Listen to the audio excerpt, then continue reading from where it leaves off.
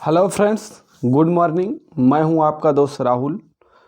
आप सभी का स्वागत करता हूं अपने यूट्यूब चैनल द स्ट्रीट 2.0 पर। आज के इस महत्वपूर्ण लेक्चर में हम डिस्कस करने वाले हैं 20 दिसंबर 2023 के 10 मोस्ट इम्पोर्टेंट करंट अफेयर के क्वेश्चन। तो आप इस पूरे लेक्चर को बहुत ही ध्यान से लास्ट तक जरूर देखिएगा।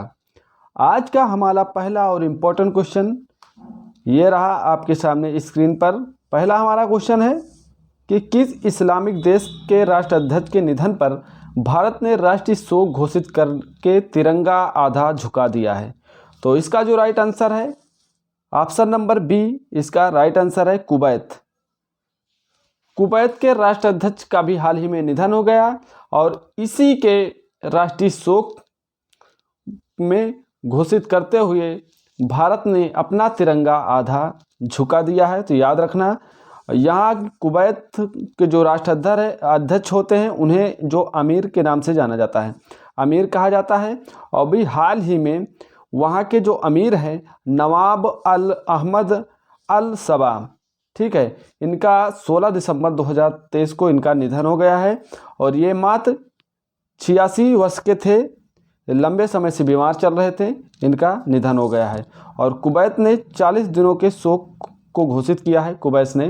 तो इसी के उपलक्ष्य में भारत ने भी जो 17 दिसंबर 2023 को राष्ट्रीय शोक घोषित किया है, ठीक है। इस दौरान जो है सभी इमारतों पर राष्ट्रीय ध्वज तिरंगा आधा झुका दिया गया है और जहां इसे नियमित रूप से फहराया जाता है वहां पे राष्ट्रीय ध्वज तिरंगा को आधा झुका दिया गया और इस दौरान कोई भी आधिकारिक मनोरंजन नहीं किया जाएगा। याद रखें, कुवैत आया है तो कुवैत के बारे में जानते हैं। कुवैत की जो राजधानी है वो है कुवैत सिटी और यहाँ की मुद्रा कुवैती दिनार यहाँ की मुद्रा है। और जो कुवैत के जो पड़ोसी देश हैं वो इराक है, सऊदी अरब हैं और समुद्री सीमा जो है इसे जो कुवैत की ईरान से लगती है। जो कुवैत की जो समुद्री सीमा है वो ईरान से लगती है और इसके जो पड़ोसी देश हैं वो इराक और सऊदी अरब इसके पड़ोसी देश हैं। और समुद्र में जो बात करें ये फारस की खाड़ी से लगता हुआ देश है कुवैत। तो याद रखना इसके बारे में। दोस्तों, क्वेश्चन नंबर 2 से पहले इन सभी 10 क्वेश्चनों की जो PDF है वो मेरे टेलीग्राम चैनल द स्ट्रीट 2.0 पर मिल जाएगी, जिसका लिंक इस वीडियो के नीचे डिस्क्रिप्शन में दिया गया है। यहाँ से जाकर आप PDF को डाउनलोड कर सकते हैं। और हाँ, यदि आपको वीडियो पसंद आ रही है तो प्लीज़ वीडियो को लाइक करें और यदि आपने अभी तक चैनल को सब्सक्राइब नहीं किया है तो प्लीज़ चैनल को सब्सक्राइब करें और अपने सभी दोस्तों तक इस वीडियो को ज़्यादा से ज़्यादा शेयर करें। चलते हैं, बढ़ते हैं क्वेश्चन नंबर 2 की ओर। क्वेश्चन नंबर हमारा 2 है, ओमान के सुल्तान का नाम बताइए जिन्होंने दिसंबर 2023 में भारत की राजकीय यात्रा की है। तो उनका जो नाम है उनका नाम है हैथम बिन तारिफ। याद रखना, option number A is the right answer है। हैथम बिन तारिफ इनका नाम है और इन्होंने, ये ओमान के सुल्तान हैं, इन्होंने जो है भारत की राजकीय यात्रा की है। बता दें कि ये जो हैं ये 2020 में ओमान के सुल्तान भी रहे और इसके बाद भारत में पहली राजकीय यात्रा की है इन्होंने 16 दिसंबर 2023 को। और ये 26 जो है ये कुवैत जो है यहाँ पे ओमान ने पिछले 26 वर्षों से किसी भी ओमानी शासक की यह पहली यात्रा थी, ठीक है। 26 वर्षों के बाद यह पहली यात्रा थी और प्रधानमंत्री जो नरेंद्र मोदी जी हैं वो फरवरी 2018 में ओमान की दौरा इन्होंने की थी। तो याद रखें, फरवरी 2018 में इन्होंने ओमान की यात्रा की है। भारत के लिए ओमान का महत्व क्या है ये जान लेते हैं। ओमान का स्थान भारत के लिए अत्यंत रणनीतिक महत्व है। यहाँ पे ओमान के जो प्रमुख बंदरगाह तट पर फारस की खाड़ी और ओमान की खाड़ी है। याद रखें, फारस की खाड़ी और ओमान की खाड़ी यहीं पर है। और ऐसे में ये देश जो है सऊदी अरब, संयुक्त अरब अमीरात के साथ ओमान की खाड़ी क्षेत्र में भारत के प्रमुख रणनीतिक साझेदारों की जो तिकड़ी को पूरा करता है। जबकि अदन की जो खाड़ी है वो ओमान से कुछ ही दूरी पर स्थित है। ठीक है, ओमान आया तो ओमान के बारे में जानते हैं। ओमान की जो राजधानी है वो मस्कट है और यहाँ की जो मुद्रा है वो ओमानी रियाल है। और जो यहाँ के सुल्तान हैं वो अभी मैंने बताया, हैथम बिन तारिक यहाँ के सुल्तान हैं ओमान के। और जो नसीम अल बहर है ये भारत और ओमान के बीच एक सैन्य अभ्यास है। और बता दें कि इसकी जो समुद्री सीमा है वो अदन की खाड़ी से लगती है और यहीं पर गल्फ ऑफ ओमान स्थित है। ठीक, तो याद रखना इतनी सारी बातें। क्वेश्चन नंबर हमारा 3 है, प्रधानमंत्री नरेंद्र मोदी ने किस शहर में स्थित दुनिया का सबसे बड़ा ऑफिस कॉम्प्लेक्स का उद्घाटन किया है?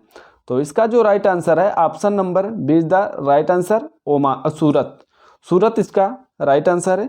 सूरत में हाल ही में दुनिया का सबसे बड़ा जो ऑफिस कॉम्प्लेक्स का उद्घाटन वहाँ पे नरेंद्र मोदी ने किया है सूरत में। तो याद रखना पीएम नरेंद्र मोदी जो 17 दिसंबर 2023 को वहाँ पर उद्घाटन किया है। और ये जो गुजरात के सूरत शहर के पास एक गांव है जिसका नाम है खजोद गांव, यहाँ पर स्थित है। और यह कच्चे और पॉलिश किए गए हीरो के साथ साथ आभूषणों के व्यापार का एक ग्लोबल केंद्र होगा, ये माना जाएगा। ठीक है, यहाँ पर जो आभूषण होंगे, आभूषण साथ साथ जो हीरे होंगे, ये वहाँ का ग्लोबल केंद्र माना जाएगा। सूरत जो है दुनिया के 92% जो नेचुरल डायमंड की जो मैन्युफैक्चरिंग व डिजाइन करता है, जो सूरत करता है, सूरत दुनिया के 92% में है, जिसमें से नेचुरल डायमंड की जो मैन्युफैक्चरिंग व डिजाइनिंग की जाती है सूरत में। तो याद रखना सूरत के बारे में। ठीक है, गिनीज वर्ल्ड ऑफ रिकॉर्ड में जो बिल्डिंग का नाम है उसे याद कर एक बार देख लेते हैं। अगस्त 2023 में जो गिनीज वर्ल्ड रिकॉर्ड में एक सूरत जो डायमंड बोर्स है उस बिल्डिंग का नाम यहाँ पे दर्ज किया गया है। और इससे पहले जो था, ठीक है, रिकॉर्ड सबसे बड़ा वो था अमेरिकी की रक्षा मुख्यालय जिसका नाम है पेंटागन का नाम सुने होंगे, इससे पहले वो गिनीज वर्ल्ड रिकॉर्ड में शामिल था। तो याद रखना। ठीक है, 2023 के प्रमुख पुरस्कार को एक बार रिवीजन कर लेते हैं। आपसे पूछे 33वां व्यास सम्मान किसे दिया गया है 2023 का? तो प्रसिद्ध जो हिंदी लेखक हैं पुष्पा भारती को। मैंने रिवाइज करवा चुका हूं मैं इसके बारे में, याद रखना। पद्मवाणी जो लाइफ टाइम अचीवमेंट अवार्ड है वो दिया गया है जावेद अख्तर को। और मिस इंडिया यूएसए 2023 का जो पुरस्कार दिया गया है वो दिया गया है जो रिजुल मैनी AR को दिया गया है, याद रखना।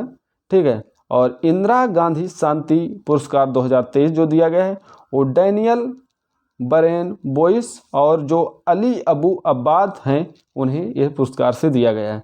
और बात करते हैं इंदिरा गांधी शांति पुरस्कार 2022 की, तो 2022 का जो दिया गया था वो कोविड-19 योद्धाओं को इस पुरस्कार से सम्मानित किया गया। तो 2022 और 23 का जरूर याद रखें।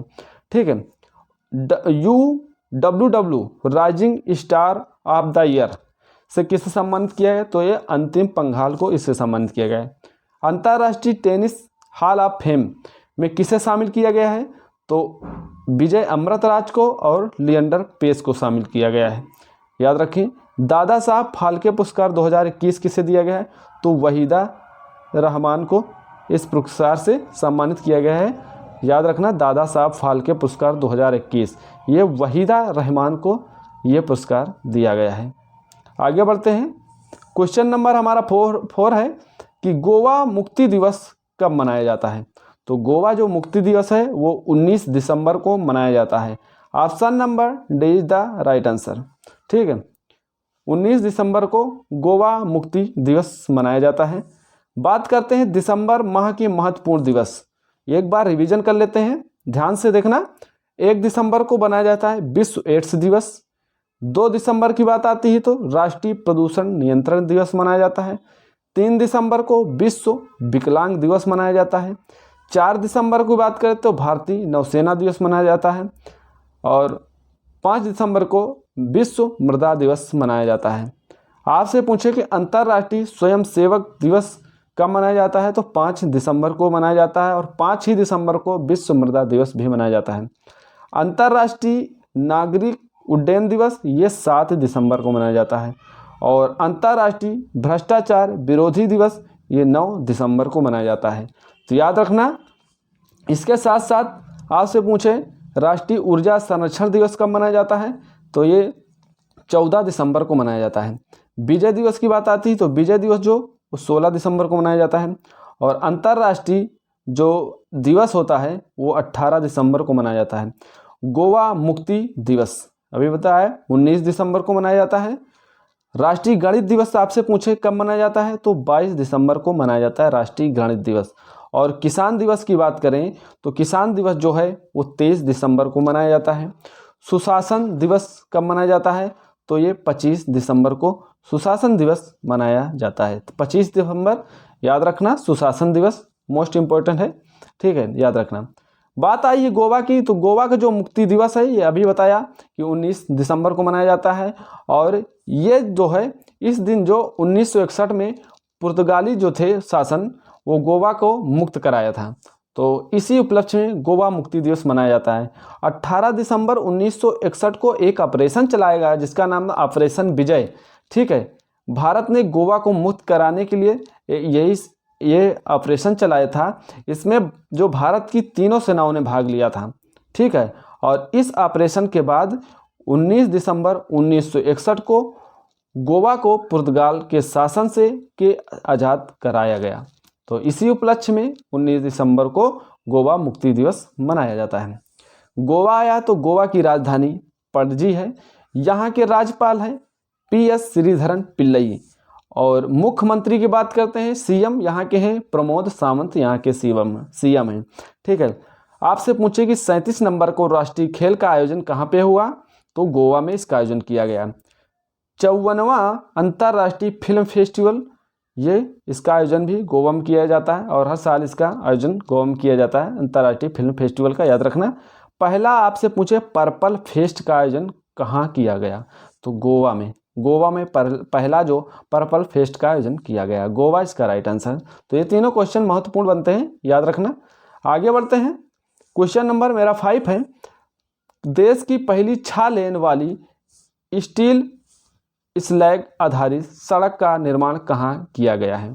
तो इसका जो राइट आंसर है ऑप्शन नंबर C इसका राइट आंसर है सूरत में दुनिया की पहली 6 लेन वाली स्टील स्लैग आधारित जो सड़क है इसका निर्माण जो किया गया है, इसका निर्माण सूरत में किया गया है, याद रखने, ठीक है। सूरत में इसका निर्माण किया गया है, और ये सड़क का जो निर्माण है NH6 जो है NH6 इसको जो है हाजीरा पोर्ट से जोड़ने वाली एक सड़क के लिए इसका निर्माण किया गया है, तो याद रखना। क्वेश्चन नंबर मेरा 6 है, हाल ही में इंटरपोल ने मानव तस्करी के विरुद्ध कौन सा अभियान चलाया है? मोस्ट इंपॉर्टेंट क्वेश्चन, याद रखना। जो इंटरपोल है वो मानव तस्करी के विरुद्ध कौन सा अभियान चलाया आपसे पूछ रहा है। तो इसका जो राइट आंसर है ऑप्शन नंबर A इसका राइट आंसर है ऑपरेशन स्टॉर्म मेकर्स, सेकेंड इसका राइट आंसर है। तो याद रखना ऑप्शन नंबर A इसका राइट आंसर है। अभियान चलाया गया मानव तस्करी के विरुद्ध, याद रखना मानव तस्करी के विरुद्ध ये अभियान चलाया गया है। और इम्पोर्टेंट क्या है, कौन सा अभियान आपसे पूछे कि कौन सा अभियान मानव तस्करी को रोकता है? अनुच्छेद की बात है, कौन सा अधिनियम जो मानव या अनुच्छेद आपसे पूछे कि कौन सा अनुच्छेद मानव तस्करी को रोकता है? तो अनुच्छेद जो है वो 23 अनुच्छेद है। मोस्ट इंपॉर्टेंट क्वेश्चन है, याद रखना। मानव तस्करी को रोकने वाला जो अनुच्छेद है वो अनुच्छेद 23 में बताया गया है। इंटरपोल आया तो इसके बारे में जान लेते हैं। इसकी स्थापना जो है 7 सितंबर 1923 में इंटरपोल की स्थापना की गई है, और इसका मुख्यालय है लियोन फ्रांस में, ठीक है। इसका मुख्यालय लियोन फ्रांस में है। क्वेश्चन नंबर मेरा 7 है, हाल ही में चर्चा में रहे ग्रीन वेग जो 2015, ठीक है, प्रोजेक्ट का संबंध किससे है? तो इसका जो राइट आंसर है option number B is the right answer है IMO से संबंधित ये प्रोजेक्ट है, ठीक है। तो इसका जो राइट आंसर है IMO इसका राइट आंसर है, ठीक है। और ये IMO द्वारा लॉन्च किया गया है, इंटरनेशनल मैरीटाइम ऑर्गेनाइजेशन IMO का पूरा नाम है, इसके द्वारा जो इसे लॉन्च किया गया है। इसका ये उद्देश्य है कि शिपिंग मतलब जहाज उद्योग को जो कम कार्बन भविष्य को बदलने का प्रयास करना इसका उद्देश्य है। और बताया भी गया है कि 2050 तक कुल वार्षिक ग्रीन हाउस गैस के उत्सर्जन को कम करके 50% कम करना इसका जो लक्ष्य रखा गया है 2050 तक। इंटरनेशनल मैरीटाइम ऑर्गेनाइजेशन IMO के बारे में जान लेते हैं। इसका जो मुख्यालय है लंदन, यूनाइटेड किंगडम में इसका मुख्यालय है। और इसकी स्थापना जो की गई है IMO की, वो 17 मार्च 1958 की स्थापना इसकी हुई है। और इस वर्तमान में इसके जो महासचिव है वो है कीटैक लिम, इसके महासचिव हैं। तो याद रखना इतना इस क्वेश्चन से। क्वेश्चन नंबर मेरा 8 है, भारत की सबसे तेज सौर इलेक्ट्रॉनिक नाव का अनावरण किया गया है, इसका नाम क्या है? तो इसका जो नाम है, इसका नाम है बाराकुडा।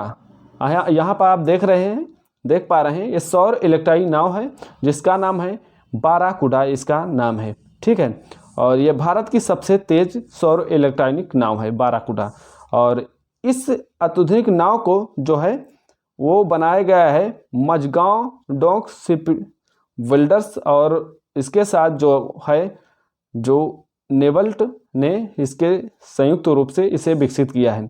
और जो बाराकुडा है इसका नाम जो है तेज जो लंबी मछली के नाम पर ये रखा गया है। बाराकुडा आपसे पूछे किसके नाम पर, तो तेज लंबी मछली के नाम पर इसका नाम बाराकुडा रखा गया है। और ये अधिनियम जो है ये जो अधिकतम है ये 12 समुद्री मील की गति से पानी में चल सकती है। और एक बार चार्ज करने पर ये लगभग 7 घंटे ये चल सकती है। इसको एक बार चार्ज करने पर ये 7 घंटे लगभग ये चल सकती है। ठीक है, याद रखना। अब इसी के साथ इस क्वेश्चन के साथ आप 2023 के जो महत्वपूर्ण महोत्सव हैं वो याद कर लेना। एक बार रिवाइज कर लेते हैं। लेवेंडर फेस्टिवल आपसे पूछे तो ये जम्मू कश्मीर का है।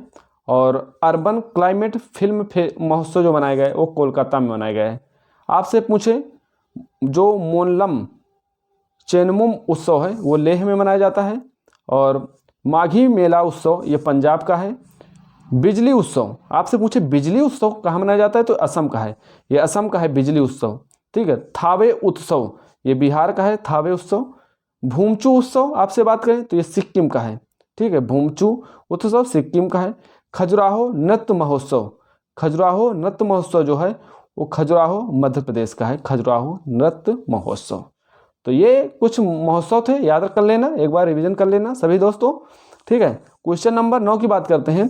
तो हाल ही में इंदिरा गांधी शांति पुरस्कार 2023 से किसे सम्मानित किया गया है? मोस्ट इंपॉर्टेंट क्वेश्चन है आपके लिए। ठीक है, इंदिरा गांधी शांति पुरस्कार 2023 से किसे सम्मानित किया गया है, इस क्वेश्चन में आपसे ये पूछा है। तो इसमें 2 लोगों को सम्मानित किया गया है। ऑप्शन नंबर ए भी सही है, ऑप्शन नंबर बी भी सही है। याद रखें, डेनियल बेरेनबोई जो इसके राइट आंसर है, और अली अबू अब्बाद। ठीक है, इन 2 लोगों को इंदिरा गांधी शांति पुरस्कार से सम्मानित किया गया है। तो इसका जो राइट आंसर है ए व बी दोनों, option number D is the right answer है इसका। ठीक है, इंदिरा गांधी। बात करते हैं, ये जो मशहूर पियानो वादक हैं जिनका नाम है डेनियल बेरेनबोइम, ये मशहूर पियानो वादक हैं।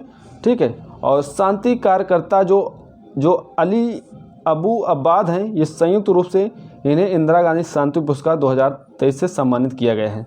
और जो बेरेनबोइम हैं और अब्बाद हैं, ये इनको जो इजराइल की हमास संघर्ष के अहिंसक समाधान के रूप में इन्हें इस पुरस्कार से सम्मानित किया गया है। इन्होंने इसमें भूमिका निभाई है। ठीक है, इजराइल जो हमास संघर्ष है, ठीक है, इसमें समाधान में, तो इन्हें इस पुरस्कार से सम्मानित किया गया है। तो याद रखना, जो ये डेनियल बेरेनबोइस है ये हैं अर्जेंटीना के निवासी, और जो अली अबू निवासी हैं अब्बाद, ये फिलिस्तीन के निवासी हैं।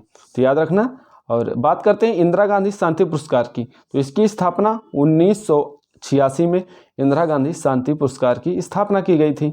और यह जो पुरस्कार है उन व्यक्तियों या पात्रों को दिया जाता है जो वैश्विक स्तर पर शांति विकास सुनिश्चित कराने के लिए काम करते हैं। तो इन दोनों को इन्हीं के लिए सम्मान दिया गया है, क्योंकि ये इजराइल जो हमास है उसके संघर्ष में ठीक रोकने के लिए काम किया है, तो इन्हें इस पुरस्कार से सम्मानित किया गया है। क्वेश्चन नंबर मेरा लास्ट नंबर 10वां क्वेश्चन है मेरा, और मोस्ट इम्पॉर्टेंट क्वेश्चन है, याद रखना। जो स्वावेर्द मंदिर का उद्घाटन आपसे पूछे कहाँ किया गया, आपसे पूछ रहा है, ठीक है, स्वावेर्द मंदिर का उद्घाटन कहाँ किया गया है, तो इसका जो राइट आंसर है option number B is the right answer. Varanasi में इसका उद्घाटन किया गया है। अभी हाल ही में हमारे प्रधानमंत्री नरेंद्र मोदी द्वारा इसका उद्घाटन वाराणसी में किया गया है। वाराणसी में जो चौबेपुर इलाके में एक उमराहा है, ठीक है, यहाँ पे इस मंदिर का उद्घाटन हमारे पीएम नरेंद्र मोदी ने किया है। और बता दें कि ये जो विहंगम योग संस्थान है और इसका निर्माण जो है संत सदाफल महाराज की ओर से इसका निर्माण कराया गया है। और इस मंदिर में लमसम 20,000 लोग एक साथ योग या समाधान कर सकते हैं, ठीक है, ध्यान लगा सकते हैं 20,000 लोग एक साथ। और इस मंदिर की जो वर्गी फीट में फैला है वो 64,000 वर्ग फीट में बना हुआ है, मतलब फैला हुआ है, बना हुआ है, ठीक है। और इस मंदिर की जो ऊंचाई है वो 180 फीट की इसकी ऊंचाई है और 64,000 वर्ग फीट में ये मंदिर फैला हुआ है, बना हुआ है। बात करते हैं इस मंदिर की जो शुरुआत हुई है निर्माण की, वो 2004 से इस मंदिर का निर्माण कार्य शुरू हुआ है 2004 से। अब इसका उद्घाटन हमारे पीएम नरेंद्र मोदी ने इसका उद्घाटन किया है, जो कि चौबेपुर इलाके के उमराह में स्थित है, ये वाराणसी में है, तो याद रखना। और इस मंदिर की जो दीवारों पर जो है 4,000, याद रखना 4,000 दोहे अंकित किए गए हैं इस मंदिर की सारी दीवारों पे। ये जो मंदिर दिख रहा है, इन मंदिर के जो दीवारों पर 4,000 दोहे लिखे गए हैं। और इस जो संत सदाफल महाराज जी हैं, उनकी जो 135 फीट ऊंची प्रतिमा का शिलान्यास भी पीएम ने किया है, तो याद रखना, ठीक है। तो दोस्तों कल का रिवीजन कर लेते हैं। कल जो 10 क्वेश्चन आपको पढ़ाए गए हैं उनका रिवीजन एक बार कर लेते हैं। आपसे पूछा है COP20 शिखर सम्मेलन के दौरान किस भारतीय जलवायु कार्यकर्ता ने जीवाश्म ईंधन का उपयोग बंद करने के लिए मांग को लेकर हंगामा किया है, तो इसका जो राइट आंसर है लिसी प्रिया कंगुजम। दूसरा मेरा क्वेश्चन था कि अंतर्राष्ट्रीय प्रवासी दिवस कब मनाया गया, तो 18 दिसंबर को मनाया जाता है। तीसरा क्वेश्चन है नई दिल्ली के केडी जाधव इंडोर हॉल में खेलो इंडिया पैरा गेम 2023 का उद्घाटन किसने किया, तो अनुराग सिंह ठाकुर ने इसका उद्घाटन किया है। और नेक्स्ट हमारा क्वेश्चन था कि कौन सा राज्य FDI प्राप्तकर्ता के रूप में देश में शीर्ष स्थान पर रहा, तो महाराष्ट्र इसके शीर्ष स्थान पर रहा। और नेक्स्ट था किस देश में चक्रवात जैस्पर के हजारों लोग प्रभावित हुए हैं, तो जो ऑस्ट्रेलिया था, इसका राइट आंसर ऑस्ट्रेलिया में आया, ठीक है।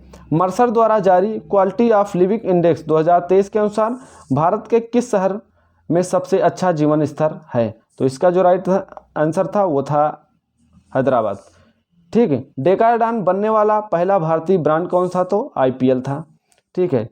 नेक्स्ट था किसके द्वारा अमृत प्रौद्योगिकी विकसित की गई थी, तो IIT मद्रास द्वारा।